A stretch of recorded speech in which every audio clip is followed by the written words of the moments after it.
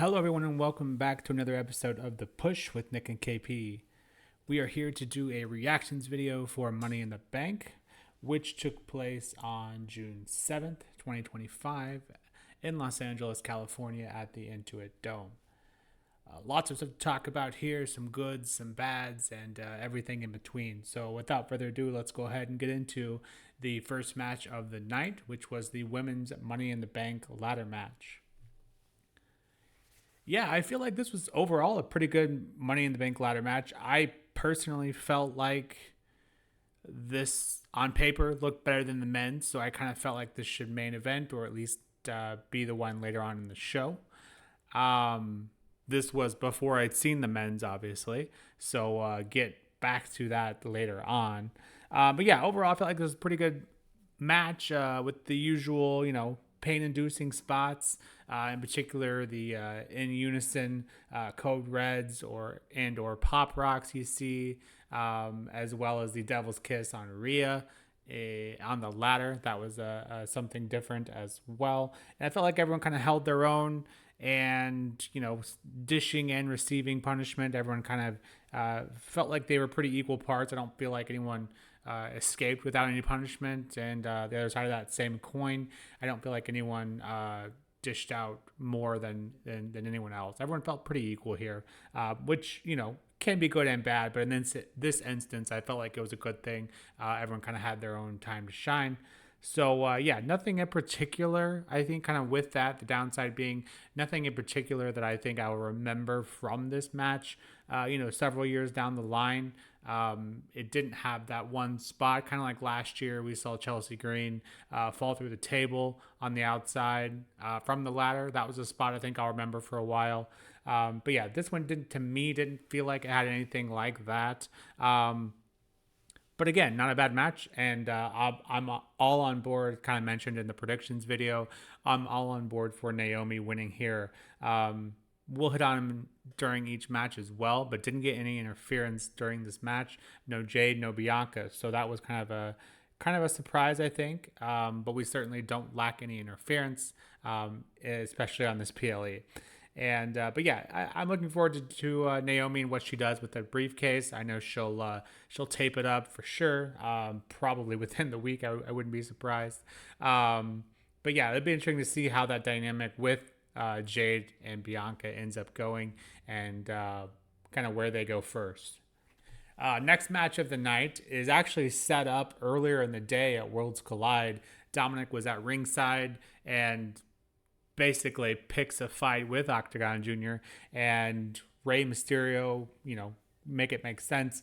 Or excuse me, Dominik Mysterio, make it make sense. He basically goes, you've pissed me off, so now I'm going to have a match with you later at Money in the Bank, and I'll put the title on the line, because that would be the top, the first thing you think about when you want to make someone pay, give them an opportunity to win a title for WWE. So yeah. Wrestling logic for you. Anyways, Octogon Jr. was firing on all the cylinders in this match. That was until we get a distraction, WWE counter number one there. And yeah, get a distraction from Liv. Octogon Jr. isn't quite used to WWE shenanigans, and Dom takes full advantage of this and picks up the win from there. I don't really feel like this match was long enough to give it a true rating. Obviously, it was good for what it was, but it was very, very short. I understand not every match needs to be long, but if we're debuting Octogon Jr. here, perhaps maybe give him a little more time, get a little more exposure. Obviously, in the six-man tag earlier on Worlds Collide, didn't have as much of an opportunity to do so. But yeah, with that being said, I would have liked it to be a little bit longer, but it is what it is. For the sake of a rating, I'll give this one a 5 out of 10. And I missed my rating on the first one, the women's Money in the Bank ladder match. I gave that one a 7 out of 10. Again, not terrible, just not anything special either. But speaking of special, we get into the next match of the night, which features Becky Lynch and Lyra Valkyria. This one started fast, and it didn't really ever slow down from there. Lyra I noted that she showed several instances of heel behavior during this match, more so than usual for sure. Obviously, this rivalry has been very personal, but yeah, so I don't know if we'll take anything from that. I have a few more things to add on that, but yeah, definitely more heelish tactics from Lyra than we've seen before. From attacking Becky before the match to just kind of felt like it was like relentless and kind of brutally attacking Becky without, any remorse whatsoever. And again, maybe that's just par for the course due to how personal this rivalry has become.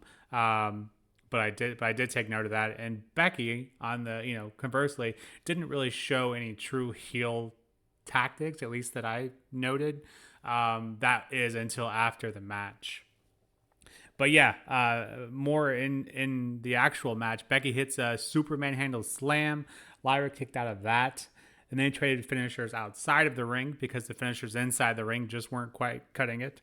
And they both barely entered that 10 count. I thought for a second there that they were both going to get counted out, and that's how they were going to continue this feud.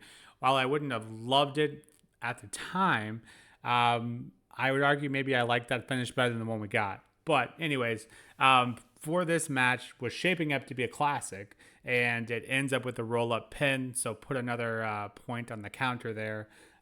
We get another match of interference or a roll-up pin. Yeah, Becky gets the roll-up pin to win here, and we have a new women's Intercontinental title. The, I guess, excuse to continue that or to have that finish, it wasn't caught on camera the first time, or at least whether that was intentional or not. Michael Cole did obviously point that out, that Becky did have the tights. So that was kind of the first, at least that I felt like, that was kind of the first heel tactic we had seen from Becky. So, yeah, I don't know. I was a bit disappointed in that ending. Let's just have a definite winner.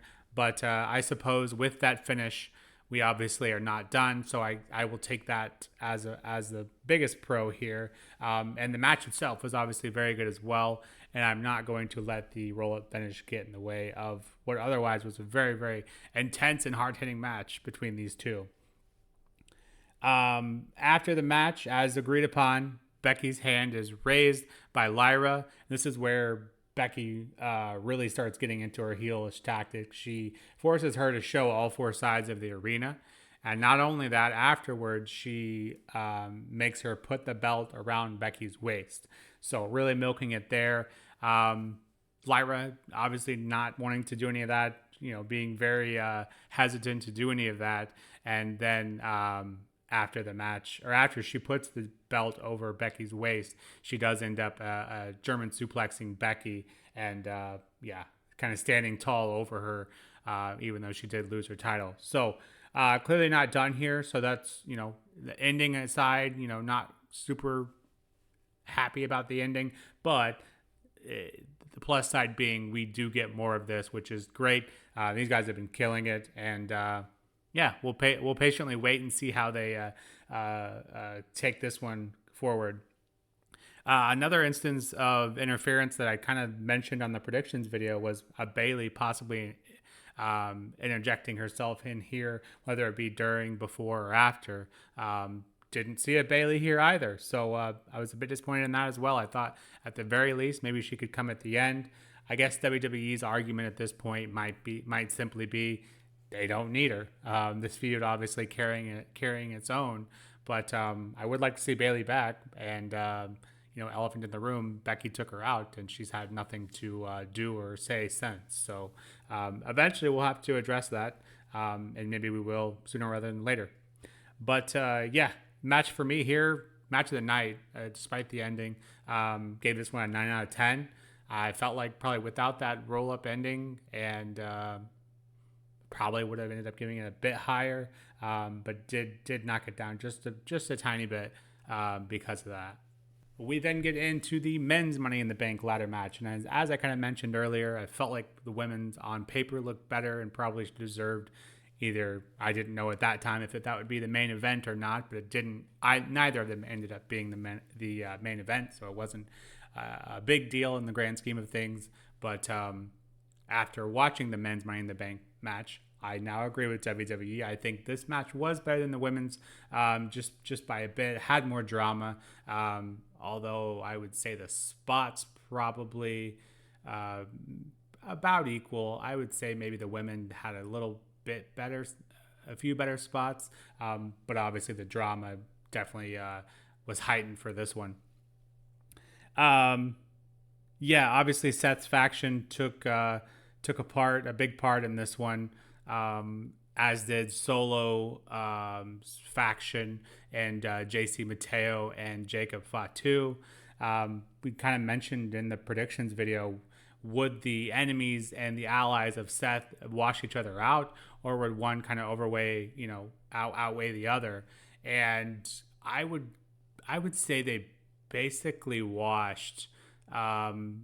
Noted again from the predictions video, we didn't get a CM Punk. I thought for sure there at the end when Seth was climbing the ladder, I thought we'd get a CM Punk at that point, or maybe a Roman, still having not righted his wrong since Mania with Seth either. So yeah, no interference outside of the super obvious ones, I guess we'll say, and the Bloodline and Bronson and Braun.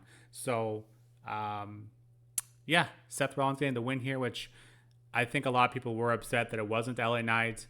I'm not as upset as most. I don't think I would. I think LA Knight kind of deserves it. I think he certainly does deserve that briefcase. That being said, Seth's been running things since Mania, and so him winning this and further just kind of leading his own path here to the title, I think is.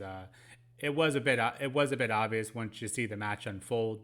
Again, mentioned on the predictions, Paul Heyman saying, this is not a prediction, it's a spoiler, and here we go. He was right again. So, yeah, I think there are better people to hold it. That being said, I think it also makes sense for Seth to have it, and good luck to anyone who tries to stand in his way.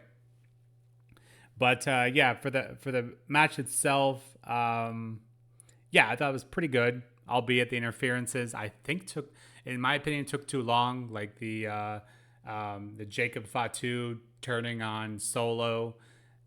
I understand why we need to milk it because that's a big deal. They've been teasing that. I kind of the way they take how long they take for feuds to kind of culminate. I kind of thought that one would go out for at least a few more weeks. But Jacob turning after those harsh words from Solo on Friday, turning on Solo during the match here. So yeah, that was a great moment. I just felt like everyone on the ringside probably would have recovered in that time. But again, we're trying to apply real world logic to a wrestling match. Maybe isn't the best idea. But aside from that, I'm looking forward to Jacob and Solo. That'll be fun. And then Seth winning the briefcase. No issues in terms of storytelling. There's no shortage of options there.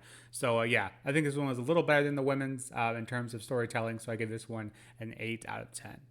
And before we get into the next match, we then had the announcers tell us that they had a big announcement for us, and that was the WrestleMania location. Hadn't really been mentioned since they canceled it from New Orleans, and they did announce that they are going to double down, as Triple H said, and they are going back to Las Vegas. So I haven't really looked around too much to see the overall reactions, but I can't imagine it's super positive. I think part of the Mania, at least for me, what makes it special is getting to see that new location each year, seeing something different.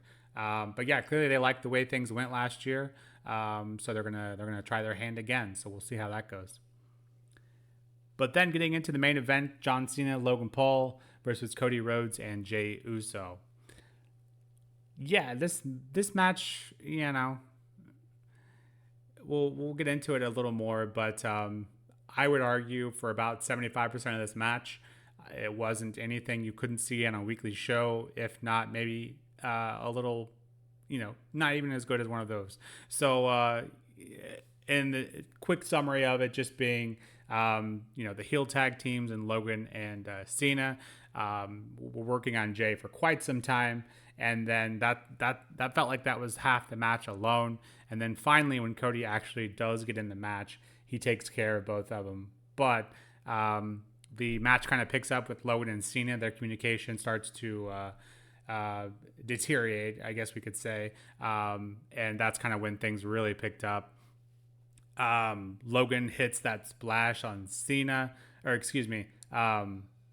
Yeah, that is right. Logan did hit the splash on Cena on accident, and that's really when things started going downhill from that communication standpoint as well. Logan grabs that drone while getting suplexed off the top ropes and then getting a splash from Jey Uso. That was a cool spot, something I can honestly say I've not seen before. The moonsault from Logan to Jey through the announce table, the spear from Jey to Cena. At this point in his career, doesn't really need to be doing stuff like that. So props to him. That was a great spot as well.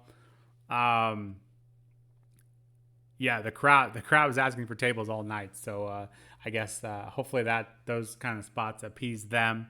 And then we get back into the ring. Cena, as he loves to do, takes out Rhodes with his belt, but then he is taken out by a man in a hood who turns out to be R-Truth, or Ron Killings, as we're being told his name will be for now. Yeah, what a pop that was after hearing the "We Want Truth" chants all week. They finally did get it. So yeah, that was a great moment. I think that certainly elevated this match as a whole. After that, Rhodes then hits the crossroads and gets the win for him and Jay, pinning John Cena. Surprisingly, I did not see that coming. I thought for sure Logan would be the one taking the pin here, but I did mention in the predictions video if someone else was going to take a pin here, it did make sense for Cody to pin Cena, so we could hopefully jumpstart that rivalry back into action, because Cody really hasn't gotten much revenge on Cena for that title loss at Mania.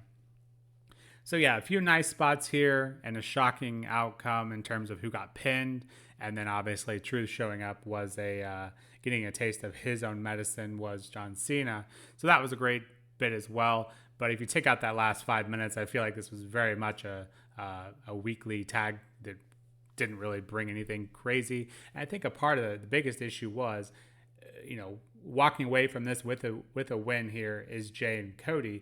But what do they really have to gain for it outside of Cody just pinning Cena? Obviously, that gives him credibility to go after John. But there wasn't really any stipulation, and so I think that was kind of one of the biggest issues, and I kind of mentioned that in the predictions video as well. But yeah, 7 out of 10. That feels a little generous, but give us back R-Truth, Ron Killings, and some pretty unique spots there as well from Logan Paul. So overall, ended up being better than I think it probably should have been. But a fun way, especially with Truth there, fun way to end the show. But yeah, Money in the Bank. Yeah, I think the men's is better than the women's. And I'm excited to see more Becky and Lyra. As far as the winners, I think Seth and Naomi are both great picks. Obviously, Naomi is the one KP and I had predicted as well. I think we did both pick LA Knight, and I think the crowd, obviously, that's who they wanted to win. But yeah, Seth's just been very dominant, and nothing was going to get in his way of winning that. So yeah, Jay has his hands full tonight on Monday Night Raw, going up against Gunther, and then obviously elephant in the room being Seth Rollins with that briefcase. Could we see a potential cash in tonight? Jay obviously has to be worse for wear at best. So yeah, it'll be interesting to see how that goes. But yeah, overall, Money in the Bank, not the best, not the worst. I give this one a 7 out of 10. Kind of went back and forth between a 6.5 through 7.5.